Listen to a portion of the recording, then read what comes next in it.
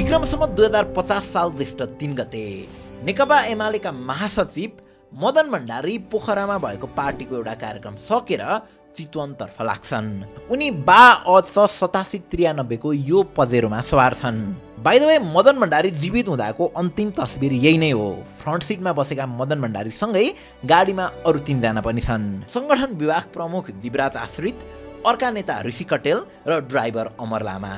ऋषि कटेल आफू गोर्खा जानुपर्ने भएकाले 3:30 बजे आबु खैरेनीमा ओर्लन्छन् र बाँकी 3 जना सरासर आफ्नै गन्तव्य चितवनतर्फ लाग्छन्। बिहानैबाट पानी परिरहेको हुनाले मौसम अलि चिसो पनि थियो, त्यसैले उनीहरूले चिया खाने निर्णय गर्छन्।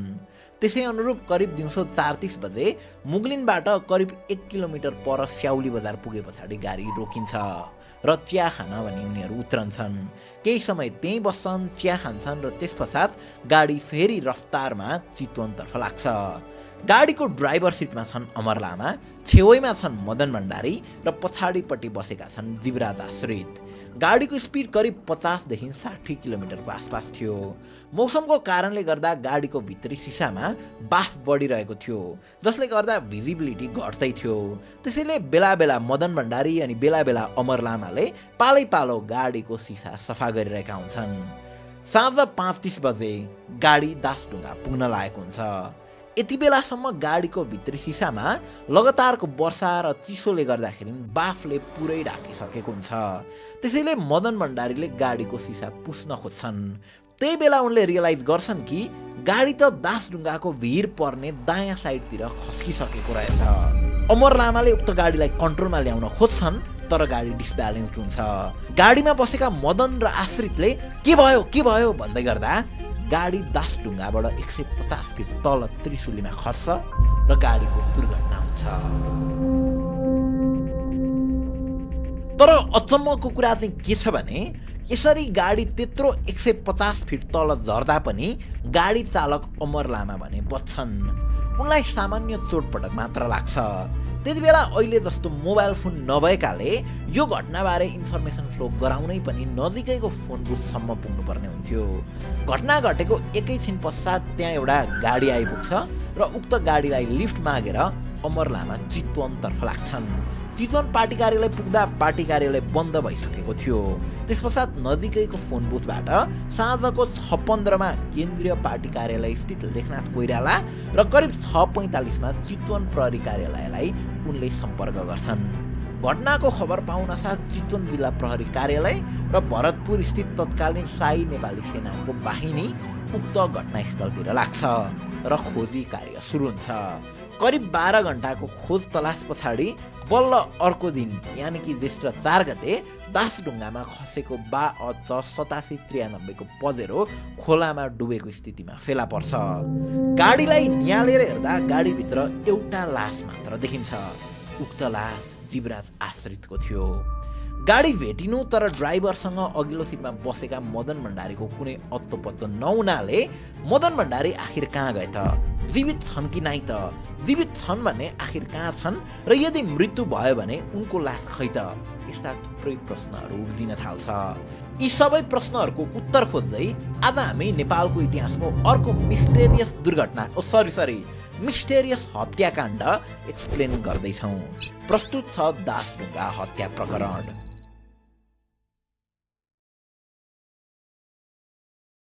अब दशैं आउँदैछ र यही दशैंको उपलक्ष्यमा हुकुडले फेरि पनि तपाईहरूको favourite game spin and win गर्दैछ। गत वर्षको स्पिन एन्ड विनको भव्य सफलता पछाडि यो वर्ष अझ हुकुडले यसलाई बिगर, बेटर र झन एक्साइटिङ बनाउँदैछ।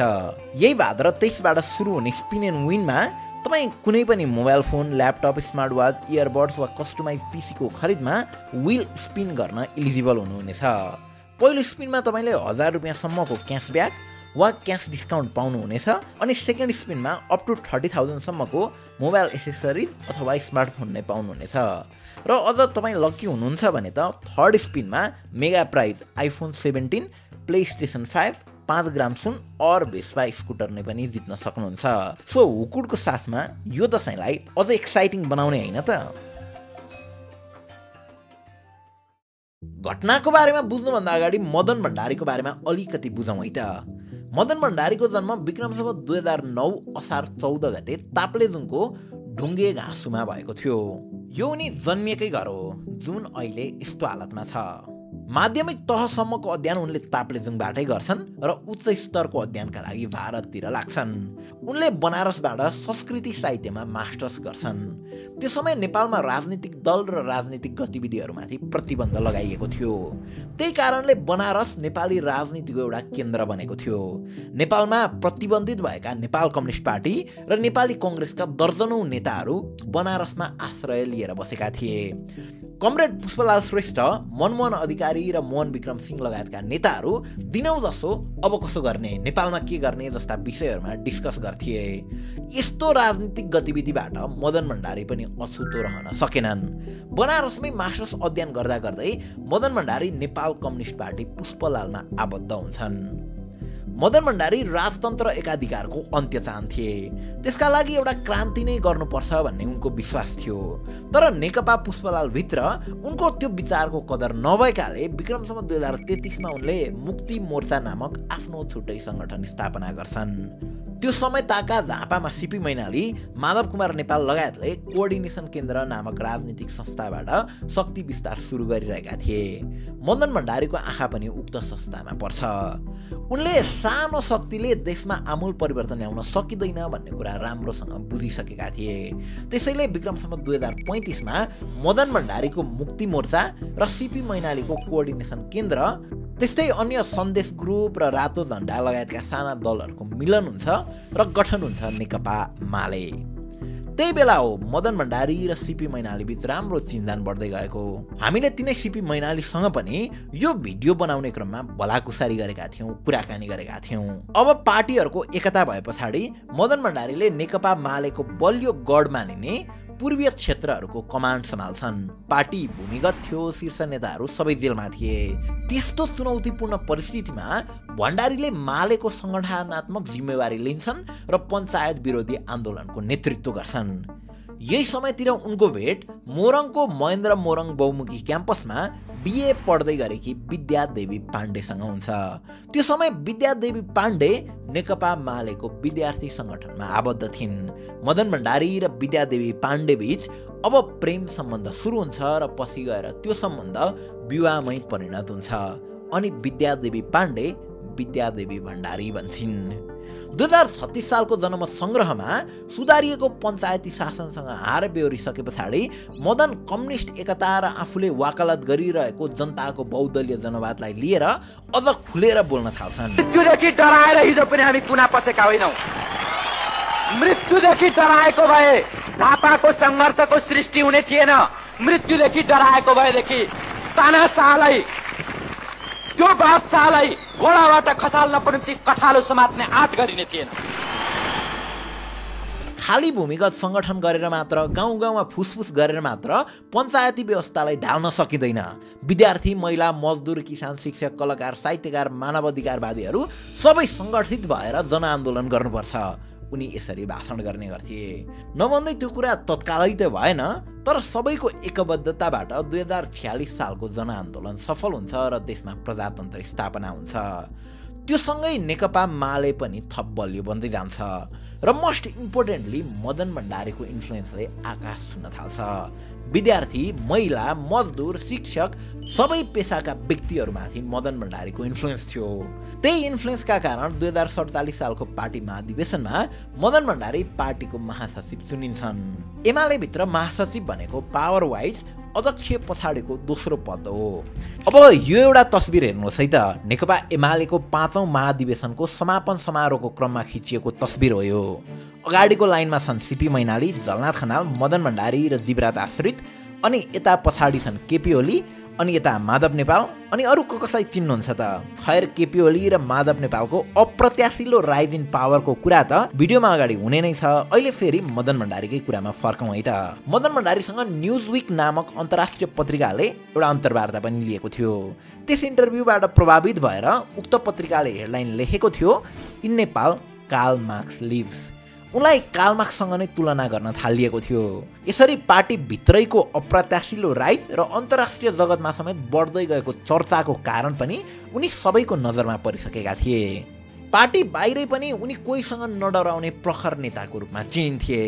गिरिजाप्रसाद कोइराला र कृष्णप्रसाद भट्टराई जस्ता नेताहरूले राजाको जी हजुरी गर्दै गर्दा मदन भण्डारीले भने राजालाई खुला मञ्चबाट नै ओपन च्यालेन्ज दिने गर्थे। हात नलम्काइ बक्सियोस्, आँखा नचम्काइ बक्सियोस् र आफ्ना सन्न मुसन्डहरूलाई नचलाइ बक्सियोस्। र यदि सन्न मुसन्डहरूलाई नै चलाउने हो भने, यदि सन्न मुसन्डहरूलाई नै अगाडि लिएर आउने हो भने महाराजले नै श्रीपेज उतारेर सिंहासनमा राखेर मैदानमा नेता भएर आउनु पर्यो ताकि प्रतिद्वन्दिता गर्न सकियोस्। यसले गर्दा उनले थुप्रै दुश्मनहरू पनि कमाएका थिए र उनको इन्फ्लुएन्स बढ्दै गएको र चुनाव पनि आउन लागेकाले उनी गिरिजाप्रसाद कोइराला या नेपाली कङ्ग्रेस या समग्र अन्य पार्टीहरूको टाउको दुखाइकै विषय पनि बनिरहेका थिए। यो टाउको दुखाइ भन्ने शब्द याद गरिराख्नुहोस् है त, अगाडि गएर अझै चर्चा गरौँला। जे होस्, उनका दुश्मनहरू पार्टीभित्रै पनि थिए, पार्टी बाहिरै पनि थिए, सरकारमा पनि थिए, दरबारमा पनि थिए। मदन भण्डारीको बारेमा यति बुझे पछाडि अब फेरि आउँ गाडी दुर्घटनातिर। गाडी दुर्घटना भएको 2 दिन बितिसकेको थियो। गाडी चालक अमर लामा सामान्य चोटपटक लागेर बाँचेका थिए। जीवराज आश्रितको मृत्यु भएको थियो, लास भेटिसकेको थियो। तर अझै पनि त्यही गाडीभित्र रहेका मदन भण्डारीको भने अत्तो पत्तो थिएन। हुन त गाडी दुर्घटना भएपछि मृत्यु नै भयो होला भनेर धेरैले आशंका व्यक्त गरिसकेका थिए, तर परिवारमा सानो आशा त थियो नै। त्यही क्रममा 5 गते गुन्जनगर चितवन राष्ट्रिय निकुञ्ज नजिकै खोला किनारमा मदन भण्डारीको लास फेला पर्छ। तपाईहरुलाई स्मरण गराउँ, यो ठाउँ गुन्जनगर दासढुङ्गाबाट करिब 35 किलोमिटर जति टाढा छ। अब मदन भण्डारीको बडी नभेटिन्जेलसम्म यो दुर्घटना नै हो भन्ने सबैलाई लागेको थियो। अफकोर्स केही डाउटहरू त थिए, त्यसमा हामी आउने नै छौँ, तर ती डाउट्सहरूलाई खासै वास्ता गरिएको थिएन। हत्या हो भन्ने जमात एकदमै सानो थियो। उनीहरूको आवाज भिडमा दबिरहेको थियो। तर मदन भण्डारीको बडीको अवस्था देखे पछाडि भने यो हत्या नै हो भन्ने जमात बढ्दै गयो।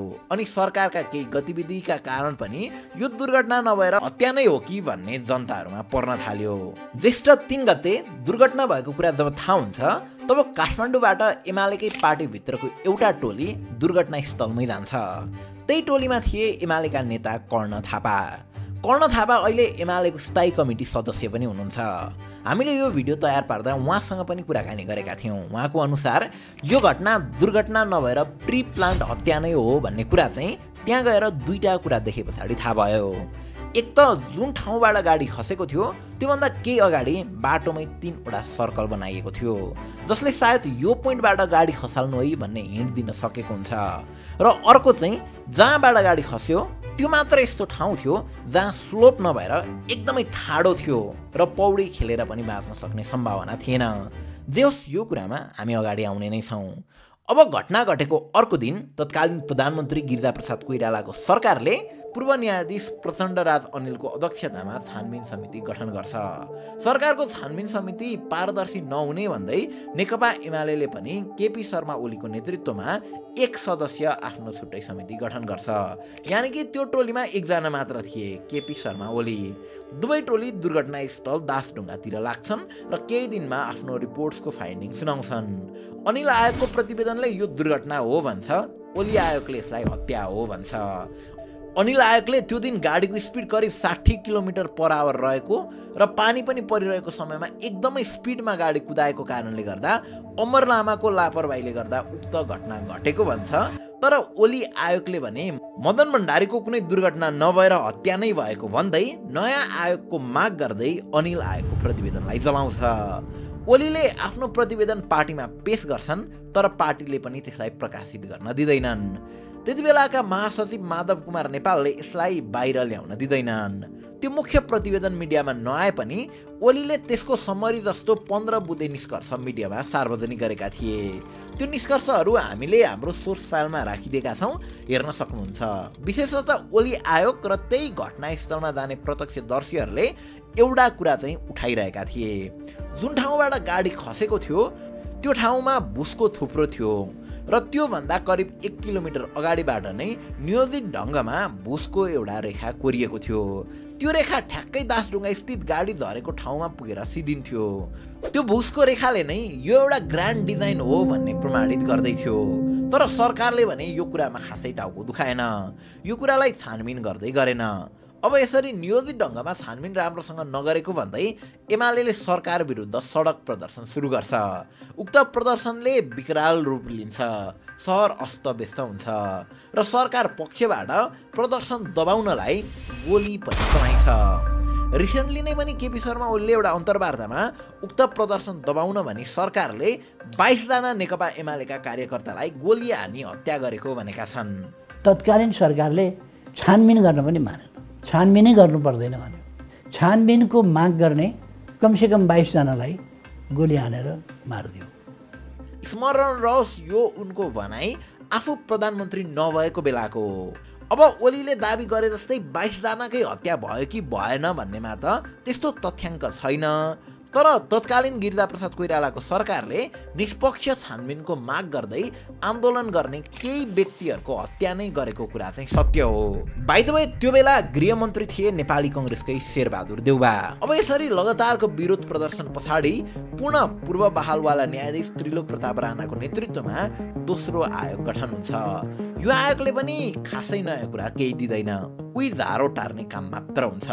विशेष गरी अमर लामाको कुरा गर्नुपर्दा अमर लामा गाडी दुर्घटना हुँदा कति बेला गाडीबाट ओर्लिए भन्ने विषयमा नै उनको बयानहरू फरक फरक भइरहेको थियो। पत्रिकामा एउटा बयान थियो, छानबिन समितिलाई दिएको बयानमा अर्कै कुरा थियो। सुरुमा उनले आफू खोलामा खसेको र खोलाबाट पौडी खेलेर निस्किएको भनेका थिए। दोस्रो चोटिमा फेरि उनी भिरबाट 25 फिट तल गाडी झरेसी आफू हाम फालेर ओर्लिएको भनेका थिए र फेरि अन्त्यमा फेरि सडकमा नै आफ्नो ज्यान जोगाएर हाम फालेको भनी बयानमा उनले भनेका थिए। यसरी उनले 3 पटकमा 3 वटा बयान दिएका थिए। त्यस्तै अर्को कुरा भने पोस्टमार्टमको रिपोर्टले पनि मदन भण्डारीको मृत्युको कारण चाहिँ ब्रेनमा चोट लागेर भएको भन्दै थियो भने जीवराज आश्रितको मृत्यु पनि कडा चोट लागेर भएको भन्दै थियो। यानि कि पानीमा खस्नु अगाडि नै उनीहरूको मृत्यु भइसकेको भन्ने पोस्टमार्टम रिपोर्टले देखाउँदै थियो। र मदन भण्डारीको लासको अवस्था हेर्दा उनको पेन्ट शरीरमा थिएन, खोलिएको अवस्थामा थियो। यी सबै कुराहरू हेर्दा गाडी खस्नु अगाडि नै उनीहरूको हत्या भएको पो हो कि भन्ने जस्तो देखिन्छ। बाटोमै कोही गाडीभित्र छिरेर रड या केहीले हानी हत्या नै गरेको हुन सक्ने सम्भावना छ। अझ मदन भण्डारीको केसमा त लास दुर्घटनास्थलबाट टाढा पुगेकाले कतै उनलाई गाडी खस्नु अगाडि नै गाडीबाट निकालेर अर्कै ठाउँमा लगेर टर्चर दिएर हत्या गरेको त होइन, अनि बल्ल त्यो लास फालिएको पो हो कि भन्ने जस्ता एजुम्सन्सहरू पनि गर्न सकिन्छ। अब अमर लामाको कुरा गर्नुपर्दा उनको गतिविधिहरू एकदमै आशंकापूर्ण थियो। एक त अघि हामीले भनिसक्यौँ उनको बयानमा फरक फरक कुराहरू आइरहेको थियो, र अर्को कुरा भने चाहिँ प्रत्यक्षदर्शीहरूले उनले गाडी खसाएको अनि हिँड्दै हिँड्दै तल खोलासम्म गएको अनि खोलामा पुगेर आफ्नो शरीरमा पानी छम्किएको भन्ने बयान दिएका छन्। त्यस्तै चितवन स्थित जुन फोन बुथबाट उनले कल गरेका थिए त्यही पसलका मालिकलाई फोन गरे बापत पैसा बुझाउँदा उनले दिएको पैसा भिजेको थिएन भन्ने बयान छ। यस्ता अनेक बयानहरूले प्रश्न तिने अमर लामामाथि तेर्सिरहेको थियो। तर फेरि मदन भण्डारीकै हत्या गर्नुपर्ने गरी अमर लामा जो एउटा ड्राइभर मात्र थिए उनको मोटिभ चाहिँ के थियो होला र? यसरी हेर्दा अमर लामालाई कसैले दबाब या प्रभावमा पारेर हत्या गर्न लगाएको पनि हुन्छ। जो सबै बयान पश्चात चितवन जिल्ला अदालतले अमर लामालाई लापरवाही पूर्वक गाडी चलाएको भन्दै दोषी ठहर गर्छ र 5 वर्ष जेल सजाय र मात्र 500 रुपियाँ जरिमाना तोक्छ। हत्यामा संलग्न भएको हो कि होइन अथवा यो हत्या हो कि दुर्घटना हो जस्ता कुराहरूमा अदालत मौन रहन्छ। अब उनी जेल जान्छन्। त्यसपश्चात आन्दोलन पनि साम्य हुन्छ अनि बिस्तारै केसमाथिको चर्चा पनि घट्दै जान्छ। पछि सजाय काटेर अमर लामा जेल मुक्त हुन्छन् र बिस्तारै पत्रकारिता पेसामा लाग्छन्।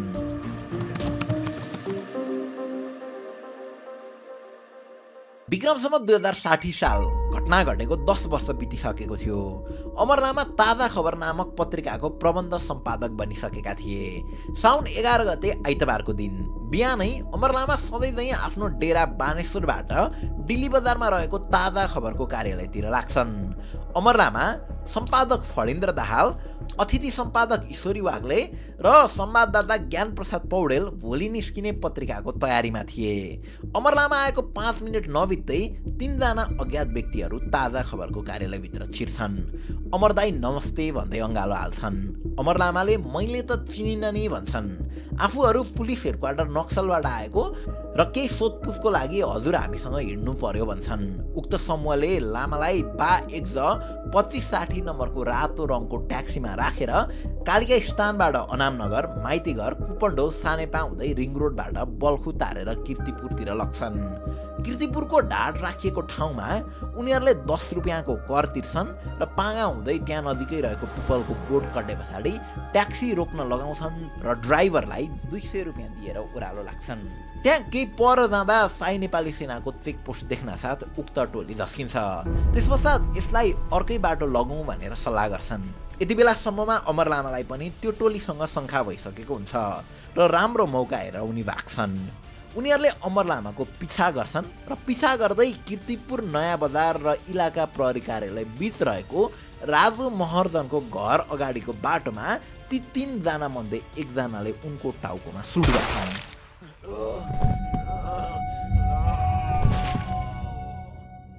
अमर लामाको करिब 3:45 मा घटनास्थलमै मृत्यु हुन्छ। लामाको मृत्युसँगै प्रहरीले हत्याबारे अनुसन्धान गर्न एउटा टोली गठन गर्छ। उक्त अनुसन्धान टोलीले सशस्त्र युद्धमा होमिएको माओवादीले उनको हत्या गरेको भनी तत्कालीन उपत्यका प्रहरी कार्यालय रानी पोखरीलाई प्रतिवेदन बुझाउँछ। तर यहाँ फिसी कुरा त के छ भने अमर लामालाई प्रहरीले प्रयोग गर्ने 9M पिस्तोलबाट निस्किएको .676 को गोली लागेको पत्ता लाग्छ। यति तथ्यले पनि छानबिन समितिको निष्कर्ष नै तथ्यपूर्वक नरहेको र उनको हत्या माओवादीले भन्दा पनि दासढुङ्गा हत्याकाण्ड रिलेटेड कुनै स्वार्थ समूहले नै गरे जस्तो देखिन्थ्यो। तर प्रहरीले भने यत्रो विवाद उठ्दा पनि थप अनुसन्धान गर्दैन। यसरी मदन भण्डारी र जीवराज आश्रितको मृत्युको एउटै साक्षी अमर लामाको पनि हत्या हुन्छ। अब अहिले दासढुङ्गा हत्याकाण्ड भएको 31 वर्ष बितिसक्यो र अमर लामाको हत्या भएको 21 वर्ष बितिसक्यो। उक्त घटनाको चर्को विरोध गरेको नेकपा एमाले विक्रमसम्म 2051 देखि 2082 सम्म आउँदै गर्दा पटक पटक गरी 11 चोटिसम्म सरकारको हिस्सेदार भयो।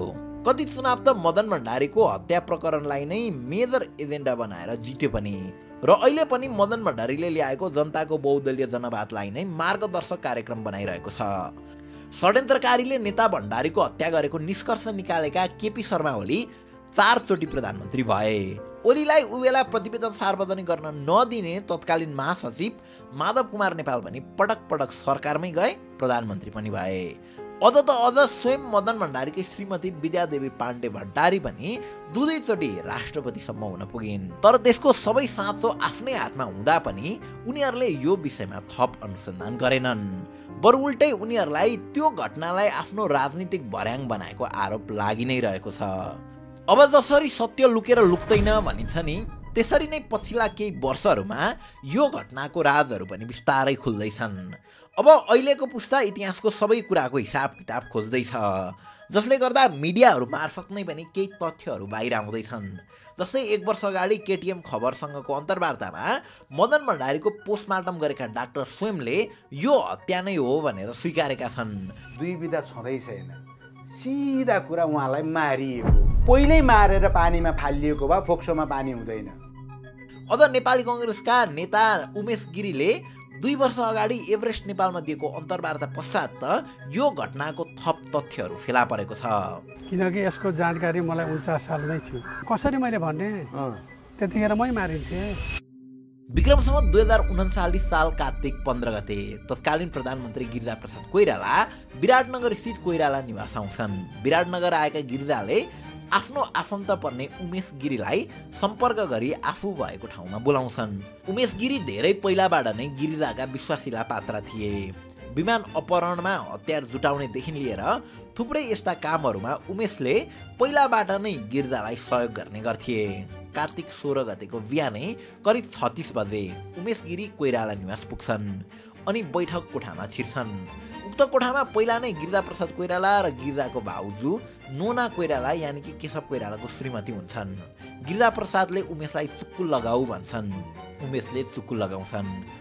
चुरोट तान्दै गिरिजाले उमेशतिर फर्किएर सुरु गर्छन्, ल उमेश एउटा सल्लाह गर्नु पर्यो, मदन भण्डारी नेपाली कङ्ग्रेसको लागि ठुलो खतराको विषय बन्यो, यसलाई सिद्ध्याउनु पर्यो। चुक्कु लगाऊ भन्नु, अनि मैले चुक्कु लगाएँ। मदन भण्डारी हाम्रो लागि नेपाली काङ्ग्रेसको लागि खतरा हो भनेर उसलाई चाहिँ सिद्ध्याउनै पर्छ भने उहाँको प्रष्ट जवाब। 2048 सालको अप्रत्याशिलो जित हासिल र नेपाली कङ्ग्रेसका वरिष्ठ नेता कृष्णप्रसाद भट्टराईलाई नै हराएर निर्वाचन जितेसँगै गिरिजा र नेपाली कङ्ग्रेस मदन भण्डारीसँग चिडिएको थियो। गणेशमान सिंह लगायतका नेताहरूले पनि मदन भण्डारीसँग मिलेर नयाँ सरकार गठन गर्ने चर्चा भइरहेको हुन्छ, जसले गर्दा गिरिजा मदन भण्डारीसँग यतिसम्म फ्रस्ट्रेटेड थिए कि महाकाली सम्झौता विरुद्ध मदन भण्डारीले सिंहदरबार अगाडि धरना दिने कुरा सुनिसके पछाडि तत्कालीन प्रधानमन्त्रीले सिधै घोडाभन्दा तल गोली हान्नु भन्ने आदेश दिएका थिए। अब उमेश गिरीलाई गिरिजाले मदन भण्डारीलाई सिद्ध्याउने प्रस्ताव राखेपछि यसो गर्नुहुन्न, मदन भण्डारी देशलाई चाहिने व्यक्ति हुन् भनेका रहेछन् र आफूले सहयोग गर्न नसक्ने भनेका रहेछन्। यो कुरा उनले आफ्नो अन्तर्वार्तामै भनेका छन्। मैले भने यस्ता कुरामा म सहमति पनि दिन्न, यो गर्नु पनि हुँदैन, यो नेपालको लागि दुर्भाग्य हुन्छ भोलि गएर, किनभने मदन भण्डारी राष्ट्रवादी मान्छे। उनको अन्तर्वार्ता पश्चात एउटा औँला त कङ्ग्रेस र स्वयं गिरिजाप्रसाद कोइराला माथि नै पनि तेर्सिएको थियो। अगेन यहाँ हामी केही कन्क्लुजन चाहिँ ड्र गर्न खोजिरहेका छैनौँ है, बस फ्याक्ट्सहरू तपाईँहरूमा राखिदिएका छौँ, डट्सहरूलाई कनेक्ट गर्ने काम तपाईँहरूकै हो। अब अर्को तथ्य जुन त्यति बेला पत्रिकामै आए पनि खासै चर्चा भने भएन, हाइलाइट भएन, यो जुन दासढुङ्गा भएको जीप थियो नि त्यो मदन भण्डारीको आफ्नो गाडी थिएन, एमालेलाई उपहार स्वरूप प्राप्त भएको गाडी थियो। एमाले भन्दा पनि विशेष गरी जलनाथ खनाललाई।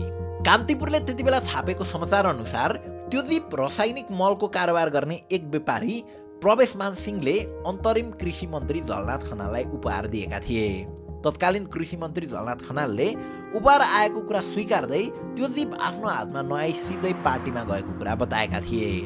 अब यति इन्फर्मेसन थाहा पाए पछाडि हामीले यसमा रिसर्च गर्दा हामीले के थाहा पायौँ भने मदन भण्डारी महासचिव भएपछि बल्ल यो गाडी प्रयोग गर्न थालेका रहेछन्, अनि उनले निर्वाचन जिते पछाडि मात्र अमर लामा उनको गाडीका चालक बनेका रहेछन्।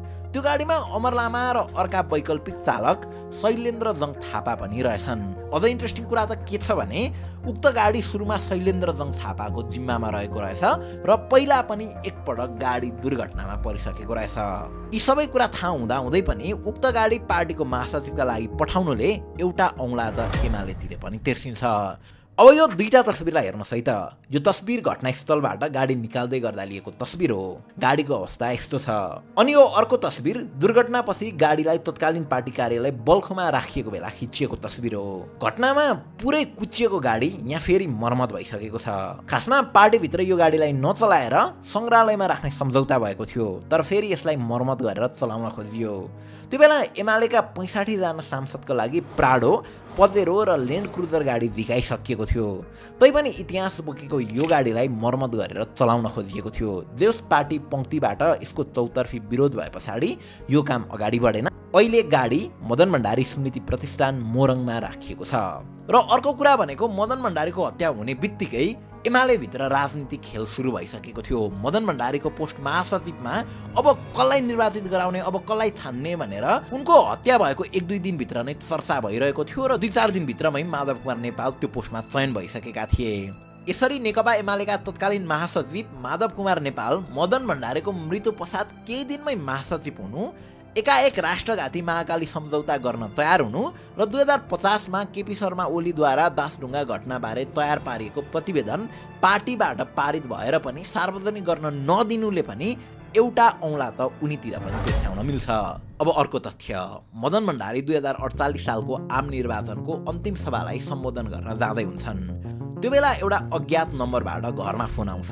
फोन विद्यादेवी भण्डारीले उठाउँछिन्। उक्त फोनमा बोल्ने व्यक्तिले आफ्नो नाम खुलाउँदैनन् र एउटा धम्कीपूर्ण सन्देश छाड्छन्। त्यस्तो चर्को भाषण गर्ने होइन, छाला टागिन्छ। अब त्यो कल विद्यादेवी भण्डारीलाई कसले र किन गर्यो त? 2054 साल पुस 1 गते जनआदेश नामक पत्रिकामा एउटा आर्टिकल छापिन्छ। मदन भण्डारी हत्याबारे थप तथ्यहरू शीर्षक राखेर आएको त्यो आर्टिकल कालिम्पोङ दार्जिलिङ भारतमा बस्ने भनेका टिएन प्रधानको नाममा छापिएको थियो। उक्त आर्टिकल अहिले कतै भेटिँदैन अनि त्यो पत्रिका पनि अहिले बन्द भइसक्यो। हामीले एकदमै गोप्य सूत्रबाट यो आर्टिकल हात पारेका छौँ। उक्त आर्टिकलमा मे 16 को राति 8 बजे यानि कि मदन भण्डारीको हत्या भइसके पछाडि काठमाडौँ स्थित भारतीय दूतावास मार्फत अरविन्द देव अथवा कोड नेम AI31/76 ले रको रक्षा जासुस विभागको प्रमुखलाई पठाएको 8 पेज लामो रिपोर्टको सम्मरी राखिएको छ, जहाँ लेखिएको छ अहिले हामी यानि कि भारतीय दूतावास र अमेरिका बीच एउटै कुरा मिलेको छ, तर उत्तर कोरियाली जासुसहरूले हाम्रो योजना पत्ता लगाएर भण्डारीलाई होस गर्नु भनेका छन् भन्ने खबर माधवजीबाट पत्ता लाग्यो। त्यसैले यो काम छिट्टै गर्नुपर्ने भयो। माधव र ओलीजीले भण्डारीलाई 16 तारिकमै बेलुका चितवन पुग्नुपर्छ है जसरी पनि भनेर कन्भिन्स गरेका थिए। यता अमर लामालाई पनि हरेक घन्टा हामीलाई रिपोर्ट गर्नु भनेका थियौँ। अनि दासढुङ्गामा पनि माया श्रेष्ठ, पार्वती गुरुङ र रत्नलाल श्रेष्ठलाई के भन्ने भनेर सिकाएका थियौँ र क्रमशः 4 लाख अनि 3-3 लाख पनि दिइसकेका थियौँ। घटनाको दिन त्यो बाटोमा आवत जावत नेपाल सरकारले नै बन्द गर्ने व्यवस्था मिलाएको थियो। एउटा ट्रक चाहिँ कहाँबाट बिचमा आएछ। जेउस नेपाली समयअनुसार 5:20 जाँदा भण्डारी भएको गाडी त्यो ठाउँमा आइपुग्यो। गाडी रोकेर दुवैलाई प्युसिक एसिड र क्लोन सुगाउने चेष्टा गरियो। जीवराजलाई चाहिँ 2 डन्डा दिने बित्तिकै ठन्डा भयो, तर भण्डारी जुझ्न आए पछाडि उसलाई जबरजस्ती मिनी बसमा कोचेर अन्तै लानुपर्ने भयो। बाँकी अर्को अङ्कमा।